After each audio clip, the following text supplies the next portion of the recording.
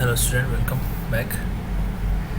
So in last lecture we have discussed the power factor.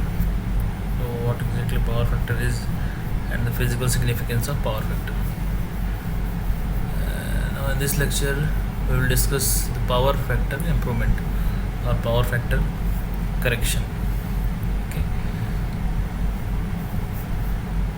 So the process of increasing the power factor without altering the voltage or current to the original load is known as power factor improvement. तो power factor improvement की जब बात कर रहे हैं तो इसका मतलब हमें high power factor, last lecture में हमने डिस्कस किया था, पावर फैक्टर हमको मैक्सिमम चाहिए. मैक्सिमम मतलब 1 के करीब. तो अगर 1 के पास में है जितना ज़्यादा उतना ही हमारे लिए अच्छा है. तो कहीं भी अगर सिस्टम का पावर फैक्टर कम आ रहा है तो हम उसको इम्प्रूव हमें करना है, उसको 1 के पास ले जाना है. ठीक है. तो पावर फैक्टर इम्प्रूवमेंट कैसे कर सकते हैं, लास्ट लेक्चर में भी डिस्कस किया था हमने कि जनरली हमारे जो इंडस्ट्रियल लोड या कोई लोड होता है इंडक्टिव होता है. तो उसके लिए हम क्या करते हैं, तो हमें अगर पावर फैक्टर इम्प्रूव करना है तो हम कैपेसिटर बैंक यूज़ करते हैं या फिर कैपेसिटर यूज़ करते हैं. तो कैपेसिटर बेसिकली करता क्या है, लास्ट लेक्चर में हमने देखा था कि वो एक रिएक्टिव पावर सप्लाई करता है. ठीक है. तो हम देख रहे थे कि आरएल लोड था हमारा और उसमें कुछ नेगेटिव पोर्शन आ रहे थे रिएक्टिव पावर, उसकी वजह से एवरेज पावर कम आ रही थी. ठीक है. तो वो उसको कंपनसेट करने के लिए जो हम कैपेसिटर लगाते हैं, तो कैपेसिटर जो है वो कुछ रिएक्टिव पावर को कम करता है, कैंसिल आउट करता है. तो मतलब रिएक्टिव पावर सप्लाई करता है तो वो कैंसिल आउट होता है. तो उससे वजह से हमारा क्या होता है, पावर फैक्टर इम्प्रूव होता है. तो ये आपको कैसे ग्राफिकली वेक्टर से हम कैसे समझेंगे. सपोज़ ये हमारे पास कोई एक आरएल लोड था पहले. ठीक है.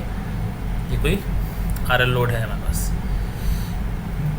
अब इसका अगर हम डायग्राम बनाते हैं, फेजर डायग्राम पहले, मान लीजिए हमारा वोल्टेज है V. ठीक है. ये हमारा वोल्टेज V है और जब सिर्फ लोड था, हमने कुछ कैपेसिटर नहीं लगाया है, तो आपका ये था डायग्राम. फेजर डायग्राम आपका कुछ ऐसा था. ये आपका फेजर डायग्राम था. I जो है कुछ समथिंग थीटा एंगल से लैगिंग था. क्योंकि इंडक्टिव लोड है, लैगिंग लोड है, तो करंट हमारी लैग कर रहे थे कुछ θ1 एंगल से. ठीक है. अभी हमने क्या किया, θ1 था तो cos θ1 उसका पावर फैक्टर था. अभी हमने क्या किया, कैपेसिटर लगा दिया इधर पैरेलल में. तो क्या हुआ, कैपेसिटर में करंट होगी 90 डिग्री लीडिंग वोल्टेज की. तो कैपेसिटर करंट वोल्टेज का 90 डिग्री लीडिंग हो गया. ठीक. तो अब हमारा जो रिजल्टिंग करंट होगा I, वो वेक्टर सम होगा IL और IC का. तो IL हमने पहले बना रखा, IC ये है हमारा, इसको इधर बना दिया IC. तो अभी जो रिजल्टिंग करंट आया हमारा है ये. ठीक है. तो ये जो आपका है, this is your resulting current. तो अभी हमारा जो पावर फैक्टर एंगल पहले ये था θ1. ठीक है. तो इसका cos θ1 होगा इसका पावर फैक्टर. अभी आप देख रहे हैं कि पावर फैक्टर एंगल जो है वो, पावर फैक्टर एंगल मतलब वोल्टेज और रिजल्टिंग करंट के बीच का एंगल. ठीक है. तो ये एंगल हमारा घट गया. तो एंगल घट गया तो इसका मतलब कॉस ऑफ एंगल बढ़ गया. ठीक है. तो हमारा पावर फैक्टर इम्प्रूव हो गया. तो बेसिकली हुआ क्या कि एक जो कैपेसिटर था, कैपेसिटिव करंट उसने जनरेट किया या फिर रिएक्टिव पावर उसने सिस्टम में जनरेट किया. अब पावर ट्रायंगल के डायग्राम में अगर टर्म में देखें, पावर ट्रायंगल हमको मालूम है, अगर ये हमारा P है तो ये हमारा Q होगा और ये S होगा. तो स्टार्टिंग में मान लें कि हमारा जो पावर थी वो P थी, एक्टिव पावर जो यूज़फुल पावर है, और ये हमारा टोटल Q1 था. ठीक है. मान लिया Q1 था और ये हमारा S1 था. ठीक है. और तो ये जो एंगल उस टाइम बन रहा था ये θ1 था और cos θ1 इस टाइम का पावर फैक्टर था. ठीक है. अब हमको पावर फैक्टर अपना इम्प्रूव करना है. कितना करना है, cos θ2 करना है. ठीक है. पहले cos θ1 था, अभी cos θ2 करना है. तो क्या हुआ, तो उसने क्या किया, एक कैपेसिटर ने अपना कुछ रिएक्टिव पावर इंट्रोड्यूस किया. रिएक्टिव पावर कैंसिलेशन हुआ. तो अभी रिएक्टिव पावर जो Q1 थी इतनी थी, वो घट के Q2 हो गई, इतनी रह गई. ठीक है.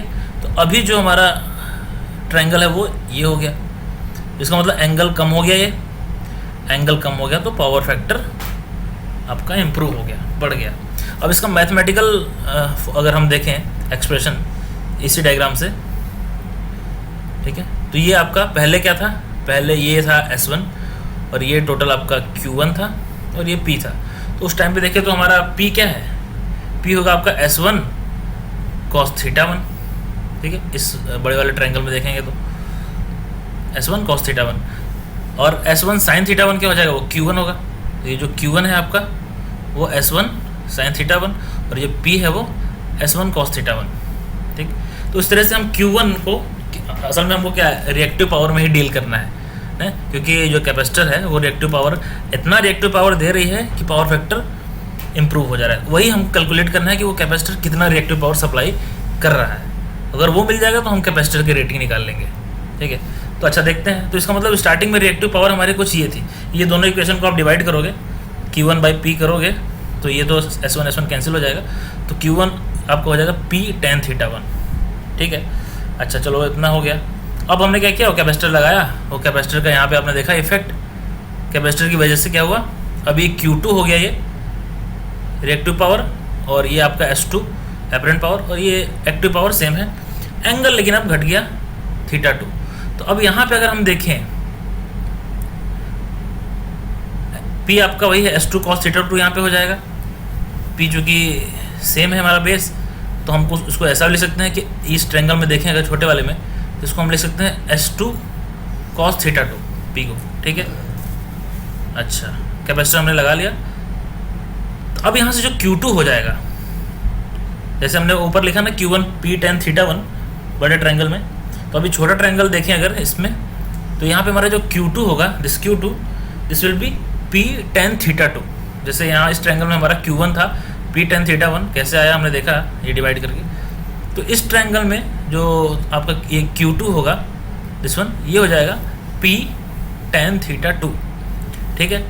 तो ये जब P tan θ2 हो जाएगा Q2, तो अब आपका QC जो है, हमको मेन ये चाहिए था QC, क्यों, क्योंकि हमें कैपेसिटर की रेटिंग चाहिए, कितना कैपेसिटर ले भाई। अगर पावर फैक्टर मुझे 0.7 से 0.9 करना है तो किस रेटिंग का कैपेसिटर लिया जाए, कितने माइक्रोफैराड का कैपेसिटर लिया जाए। तो उसके लिए ज़रूरी है कि वो कैपेसिटर को कितना ज़्यादा, कितना रिएक्टिव पावर सप्लाई करना है, ठीक है। तो वही QC हमको चाहिए, इतना रिएक्टिव पावर। वो कैसे मिलेगा, तो आपको सीधे इस डायग्राम से देखते हुए लग रहा है QC is equal to Q1 minus Q2, सीधे दिख रहा है Q1 माइनस Q2। तो QC आपका सीधे हो जाएगा, Q1 हमारे पास मालूम है P tan θ1 और Q2 मालूम है P tan θ2। तो आपका QC क्या हो जाएगा, यहाँ से QC will be Q1 minus Q2 and this will be P tan θ1 minus tan θ2, ठीक है। ये आपका फॉर्मूला हो जाएगा पावर फैक्टर इम्प्रूवमेंट का, ठीक है। तो आपको मान लो θ1, ये tan θ1 क्या है, ये पावर फैक्टर जो पहले था उसका एंगल है, और ये है आपका जो आपने पावर फैक्टर इम्प्रूव करके जहाँ तक जाना है। मान लो ये 0.7 था, तो उसके करस्पॉन्डिंग जो θ1 होगा वो 0.9 तक जाना है आपको, तो उसके करस्पॉन्डिंग जो एंगल होगा वो θ2 है, ठीक है। और P आपका एक्टिव यूजफुल पावर, ठीक है। तो ये जो होगा आपका कितना रेटिंग का कैपेसिटर, मतलब कितना KVA रेटिंग कैपेसिटर को सप्लाई करना है, ठीक है। अगर आपके पास QC हो गया तो आराम से आप C निकाल सकते हैं, लेकिन फिर उसमें थोड़ा डिफरेंस होगा कि सिंगल फेज़ के लिए आपको सिंगल कैपेसिटर लगेगा, और 3 फेज़ की बात करेंगे तो कुछ कैपेसिटर बैंक लगेगा, डेल्टा कनेक्टेड और फिर स्टार कनेक्टेड। तो उसको मैंने अलग अलग सेपरेटली यहाँ पे समझाया हुआ है इस तरह से। तो अगर हमारे पास QC है, QC हमने निकाल लिया, पिछले अभी फॉर्मूला में देखा QC निकल गया, और सिंगल फेज़ हमारा सिस्टम है, ठीक है। तो जो भी सिस्टम का वोल्टेज होगा VRMS का स्क्वायर बाई XC, XC मतलब जो भी रिएक्टेंस है कैपेसिटर का जो हम यूज़ कर रहे हैं, ठीक है। V²/XC, QC हमारे पास है, हमारे पास QC पहले से है, V हमारे पास है, ये यहाँ से हम XC निकल जाएगा, XC निकल जाएगा तो फिर आपका कैपेसिटर निकल जाएगा। तो सीधे सीधे हम ये फॉर्मूले में भी रख सकते हैं कि QC डिवाइड बाई VRMS का स्क्वायर इंटू ओमेगा। XC आपका 1/ωc होता है, मालूम है, ठीक है। इस तरह से आपको कैपेसिटर की रेटिंग फाइंड कर सकते हैं। इतने कैपेसिटर का लगा, तो इसका मतलब कभी क्वेश्चन कैसा आएगा कि एक्टिव पावर तो आपको गिवन होगी, और पावर फैक्टर कुछ दिया रहेगा कि पहले पावर फैक्टर कुछ 0.7 0.6 था, अब पावर फैक्टर 0.9 किया जा रहा है, बढ़ाना है, तो कितना फेरेड का या माइक्रो फेरेड का कैपेसिटर लगेगा, ठीक है। तो हम सिंपल निकालेंगे, हम पहले क्या निकालेंगे, QC, P tan theta 1 minus tan theta 2, theta 1 theta 2 पता रहेगा, तो वहाँ से क्यूसी निकलेगा, और क्यूसी निकल गया तो इस तरह से आप कैपेसिटर निकालोगे अगर ये सिंगल फेज़ है, ठीक है। और अगर यही बात करते हैं थ्री फेज़ की बात करेंगे, तो जो आपका क्यूसी आया वो एक थ्री फेज़ रिएक्टिव पावर आ गया, थ्री फेज़, ठीक है। तो आपको अगर कैपेसिटर की रेटिंग चाहिए, मान लो डेल्टा कनेक्टेड बैंक है या स्टार कनेक्टेड बैंक है, तो पर फेज़ कितना कैपेसिटेंस है, पर फेज़ कितना कैपेसिटर लगा है, तो उसके लिए हमें पर फेज़ रिएक्टिव पावर चाहिए। तो जो भी आपका क्यूसी आया पहले जो हमने निकाला, जैसे ऊपर P tan theta 1 minus tan theta 2, उसको पहले 3 से डिवाइड कर लिए, थ्री फेज सिस्टम है तो 3 से डिवाइड कर लिया। अब ये क्यूसी डैश को ये वाले सेम फॉर्मूले में यूज़ कर लेते हैं, ठीक है। तो पहले जो भी वहाँ से ऊपर से क्यूसी आएगा उसको 3 से डिवाइड करना है, पर फेज हो गया मामला। अब इसको सेम फॉर्मूला में लगा दिया, वी स्क्वायर बाई एक्सी से, और एक्सी फाइंड कर लेंगे और फिर सी फाइंड कर लेंगे। बस यहाँ ध्यान देने वाली बात ये है कि यहाँ तो भाई सिंगल फेज था, एक ही लाइन, वो जो भी वोल्टेज था वही वोल्टेज हमने यूज़ किया, आरएमएस वैल्यू। यहाँ पे जो ये वोल्टेज है ये आपका वेरी कर सकता है, डिपेंड करता है कि आपका लोड जो कैपेसिटर आप लगा रहे हैं वो डेल्टा कनेक्टेड है बैंक या फिर स्टार कनेक्टेड बैंक है। जैसा एक नीचे मैंने बना के भी दिया हुआ कि आपका इस तरह से डेल्टा कनेक्टेड बैंक है कैपेसिटर, आप लोड एंड पे लगाएंगे पैरेलल में, या डेल्टा कनेक्टेड है या फिर स्टार कनेक्टेड है। तो प्रॉपर्टी आपको डेल्टा स्टार की पता है कि अगर डेल्टा कनेक्टेड बैंक होगा तो जो भी कैपेसिटर का वोल्टेज हमको यूज़ करना है यहाँ पे वो सेम होगा जो सप्लाई में लाइन वोल्टेज होगा, ठीक है। जो मेन सप्लाई में हमारा लाइन वोल्टेज चल रहा है, line voltage equal two phase voltage होता है, ठीक है।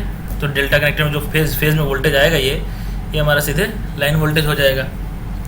और अगर स्टार कनेक्टेड बैंक है इस तरह का, तो स्टार कनेक्टेड में आपको मालूम है क्या कि V P H is equal to V L by √3, ठीक।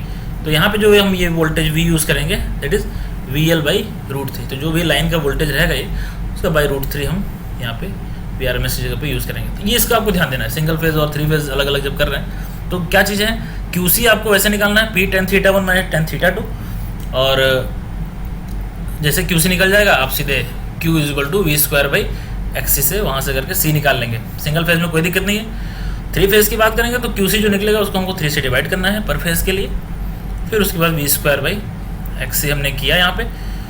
और वी का ध्यान देना है कि हमको लाइन वोल्टेज लेना है या फिर वी एल बाई √3 लेना है, डिपेंड करता है डेल्टा बैंक है या फिर स्टार कनेक्टेड बैंक है, ठीक है। तो इस तरह से हम कैपेसिटर बैंक यूज़ करके हम अपना क्या बोलते हैं पावर फैक्टर इम्प्रूव कर सकते हैं। तो कई जगह आप कंडेंसर आपने सुना होगा, सिंक्रोनस मोटर हमने पढ़ा, तो सिंक्रोनस मोटर को हम अगर लाइटली लोड कंडीशन में ओवर एक्साइटेड मोड में चलाते हैं तो वो भी कंडेंसर की तरह काम करता है। तो कई जगह सिंक्रोनस मोटर भी यूज़ करते हैं as a condenser power factor improvement के लिए, लेकिन ज़्यादा हम प्रेफर नहीं करेंगे उसको, क्योंकि वो एक तरह की मशीन है, तो उसमें पी जो है वो भी कंज्यूम करेगा। मशीन है तो क्यू और पी दोनों का हिसाब किताब होगा, तो पी भी कंज्यूम करेगा, तो वो कहीं ना कहीं इफेक्ट करेगा आपके सिस्टम को, तो इसलिए हम उसको बहुत फ्रिक्वेंट यूज़ नहीं करते। स्टैटिक कैपेसिटर जो है इसी को हम यूज़ करते हैं, ये सिर्फ आपको रिएक्टिव पावर सप्लाई करता है, ठीक है। तो इसलिए हम जनरली हमेशा स्टैटिक कैपेसिटर ही यूज़ करते हैं पावर फैक्टर इम्प्रूवमेंट के लिए, ठीक है। तो नेक्स्ट लेक्चर में मैं आपको कुछ 1-2 न्यूमेरिकल लूँगा जिसमें हम समझेंगे किस तरह के क्वेश्चन इसमें आते हैं। तो ये बड़ा इंपॉर्टेंट है, ये लगभग आपके हर सब्जेक्ट में एक बार आता है। आप जनरेशन ऑफ पावर सिस्टम पढ़ेंगे 3rd सेमेस्टर में, वहाँ आएगा आपको। आप फर्स्ट ईयर में पढ़ते हैं जब बेसिक इलेक्ट्रिकल, वहाँ आपको आएगा। आप सर्किट एनालिसिस पढ़ते हैं, वहाँ आएगा आपको। मशीन स्टार्ट करते हैं आप, वहाँ आपको आएगा। आप पावर सिस्टम 1 स्टार्ट करेंगे, वहाँ आपको आएगा। तो लगभग इलेक्ट्रिकल इंजीनियरिंग में आपको कई बार ये पावर फैक्टर इंप्रूवमेंट आपके सामने आएगा। अभी तो एक सब्जेक्ट ऐड हो गया एनर्जी कंजर्वेशन एंड ऑडिटिंग, उसमें भी आपका है कैसे कैपेसिटर बैंक हमको यूज़ करना है, क्या फ़ायदे हैं इसके और कैसा लोकेशन होनी चाहिए, सारी चीज़ें उसमें भी हैं। तो ये आपको लगभग हर इलेक्ट्रिकल इंजीनियरिंग में हर एक पार्ट में आपको मिलेगा ये, ठीक है। तो इसलिए ये बहुत इंपॉर्टेंट टॉपिक हो जाता है, इसके बारे में आपको सारी चीज़ें मालूम रहनी चाहिए, ठीक है। तो नेक्स्ट में हम इसके कुछ न्यूमेरिकल भी करेंगे। Okay, thank you.